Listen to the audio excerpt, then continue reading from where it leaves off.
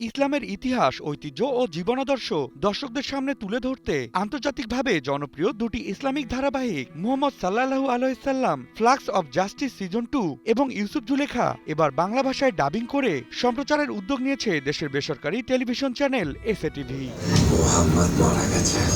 সোমবার রাজধানীর কাকরাইলে grand palace হোটেলে আয়োজিত এক সংবাদ সম্মেলনে এই দুই ধারাবাহিকের বাংলা সংস্করণ সম্প্রচারের ঘোষণা দেন এসএটিভির ব্যবস্থাপনা পরিচালক সালাউদ্দিন আহমেদ।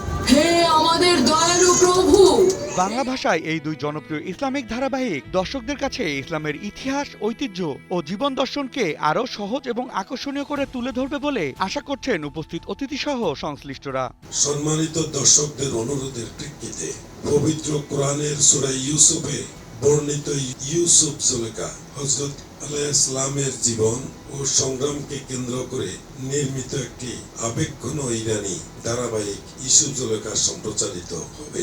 শৈশবে ভাইদের ইচ্ছা ও ষড়যন্ত্রের শিকার হয়ে কুফে নির্মিত হওয়া দাসত্ব, প্রাসাদ জীবনের পরীক্ষা, মিথ্যা অভিযোগের কারাবরণ এবং পরবর্তীতে সততা, জ্ঞান ও প্রজ্ঞার মাধ্যমে প্রশাসনিক দায়িত্বে অধিষ্ঠিত হওয়ার ঘটনা প্রবাহ এতে সুনিপুণভাবে তুলে ধরা হয়েছে। আপনি জানেন যে মিনিস্টার মায়ন গ্রুপ আমাদের বাংলাদেশে ইলেকট্রনিক্স প্রোডাক্টে আমরা অত্যন্ত গুরুত্বপূর্ণ ভূমিকা রাখছি।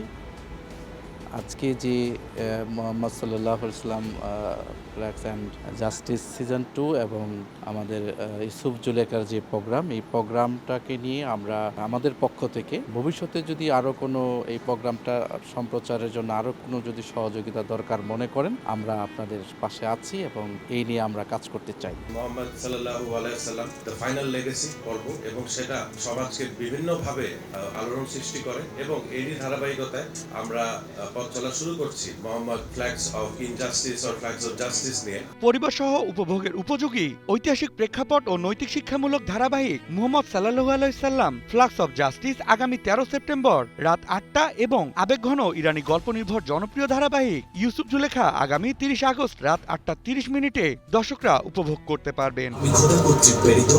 Desk report, news 24।